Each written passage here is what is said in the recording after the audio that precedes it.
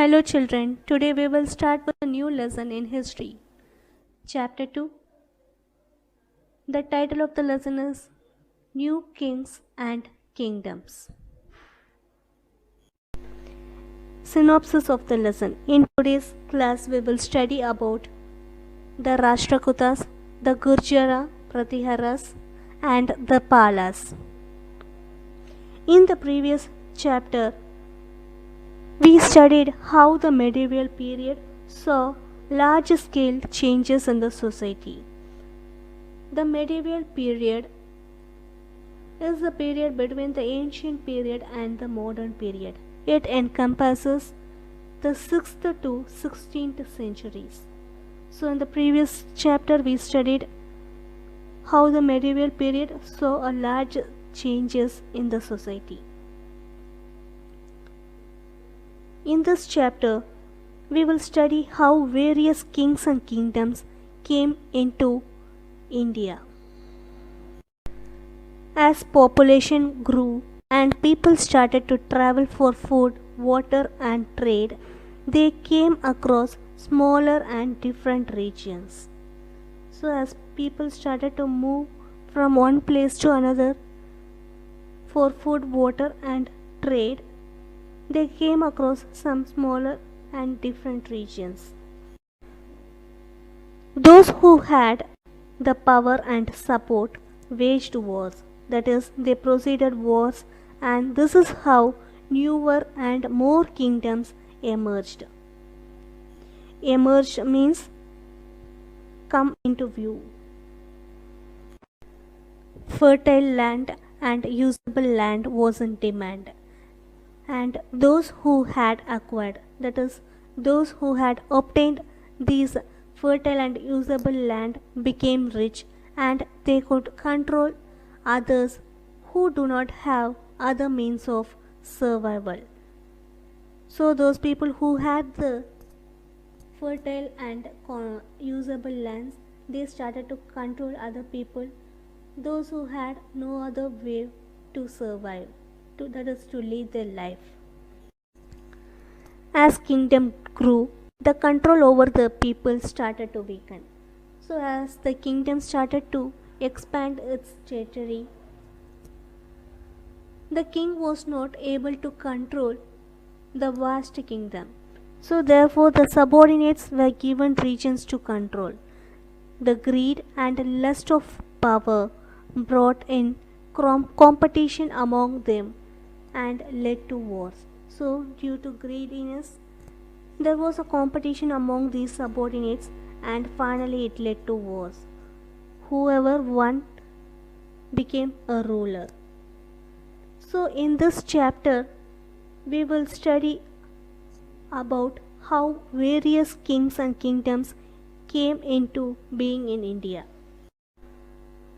Indian subcontinent was a huge landmass, that is, Indian subcontinent was a large area and people were not aware of the boundaries, and they were not also aware of the cultures that existed. The mountains, rivers and seas prevented free movement of people from one place to another, and also since the navigation, that is the means of transport, was very less in those days, people found it difficult to move from one place to another. In spite of all these difficulties, those who ventured, that is, those who dared to move out of their place, found suitable areas and thus established new kingdoms or expanded their existing ones. Especially after the demise of King Harsha, who was a ruler of vast territories. Demise means death, and vast means a very large extent. So, after the death of King Harsha, who was a ruler of a large territory, his kingdom started to split up into smaller domains.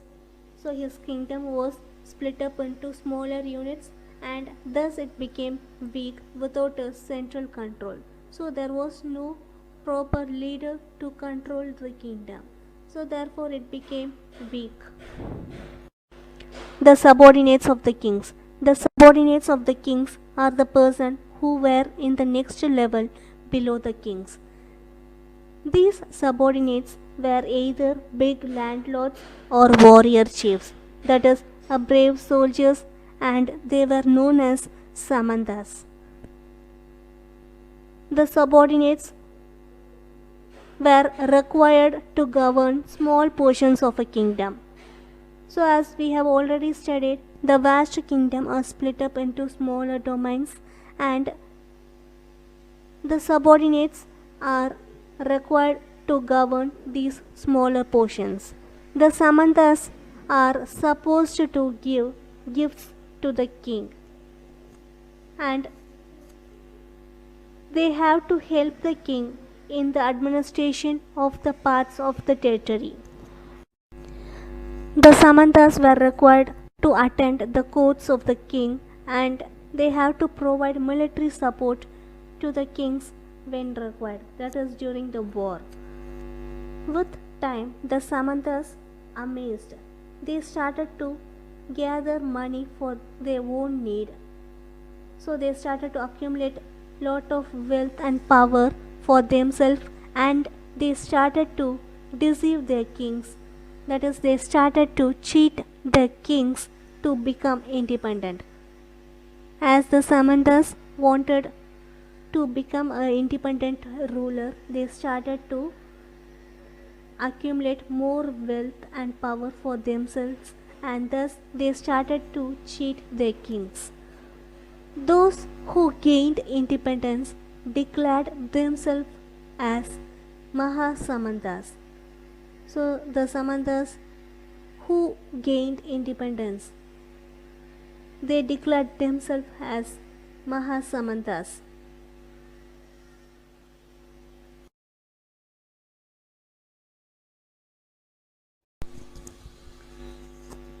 A famous example of this is the case of Danti Durga. He was a Rashtrakuta chief who overthrew means remove forcibly from power.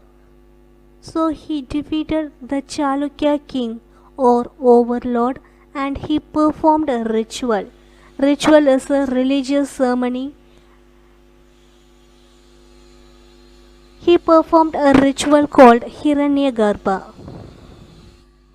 There were also other Brahmins who gave up their basic professions, and they started to rule the kingdoms and became kings. Some examples are the cases of Kadamba Mayurasharman in Karnataka and GURJARA-PRATIHARAS Harichandra in Rajasthan, which are evidence of this trend. The Rashtrakutas. The Rashtrakutas, this dynasty. Dynasty means the kingdom which is ruled by sequence of rulers from same family. The Rashtrakutas dynasty ruled areas of the Deccan for about 3 centuries, from 7th to 10th century CE. CE means Common Era. The Deccan region is the southern peninsula region of India. In the middle of the 8th century, they had the areas of South Gujarat, Maharashtra, parts of Madhya Pradesh and Karnataka. So in the middle of the 8th century, the Rashtrakutas also conquered the South Gujarat, Maharashtra and parts of Madhya Pradesh and Karnataka. Some of the important Rashtrakuta rulers were Danti Durga, Krishna I and Durva. The capital of this dynasty was Malghat in Maharashtra. Under the rule of Rashtrakutas, the worship of Lord Shiva and Vishnu became very popular. The major achievements of the rule of this dynasty were as follows. The construction of temples came up in a big way. So, During the rule of this Rashtrakutas dynasty, they constructed many temples, and it was one of their major achievements. The rock-cut temples of Ellora and Elephanta were built during the period of the Rashtrakutas. In these temples, God has been represented in three forms as the creator, the preserver, and the destroyer. So here is the picture of the Elephanta Cave, which was built during the period of the Rashtrakutas. Local self-government played an important role. Self-government means self-rule by its own people. A number of committees were formed to govern different affairs of the villages. The king also took a lot of interest in administration and he supervised the work from time to time. Trade and commerce flourished. So there was a good improvement in buying and selling of goods. There were developments also in the field of economics. So as the trade and commerce flourished, there was a gradual increase in the economic status, that is the financial status, and therefore this area grew in wealth and prosperity. Some Arab travelers described the Rashtrakutas as one of the best rulers of the world. The last ruler, Karka II of the Rashtrakuta dynasty, was defeated by the Chalukya king in 973 CE. Next we will see about the GURJARA-PRATIHARAS dynasty. The dynasty of GURJARA-PRATIHARAS is known to have been in power from 725 CE to 1040 CE. This dynasty ruled over parts of Punjab, Rajasthan, Uttar Pradesh, Gujarat and Madhya Pradesh. Kannauj, which is situated on the banks of Ganga in Uttar Pradesh, was their capital city. The important rulers of this dynasty were Nagabhata, Vatsaraja, Nagabhata II, Mihir Bhoja, Mahendrapala and Rajapala. Mihir Bhoja was the outstanding ruler of the GURJARA-PRATIHARAS dynasty, and the power of the Pratihara dynasty reached its peak during his time, that is during 836 to 885 CE. Mihir Bhoja was a great learner, warrior. Warrior means he was a brave soldier and he was very efficient administrator. Mihir Bhoja was a devotee of Lord Vishnu. He worked hard to spread the empire. The Pratiharas received a severe blow in 1019 CE. That is, the Pratiharas dynasty started to decline in 1019 CE when they were attacked and defeated by the forces of Muhammad Ghazni, and thus the GURJARA-PRATIHARAS dynasty came to an end. Next we will see about the Palas dynasty. The Palas established their kingdom in Bengal in the 8th century CE, and it lasted for about 4 centuries.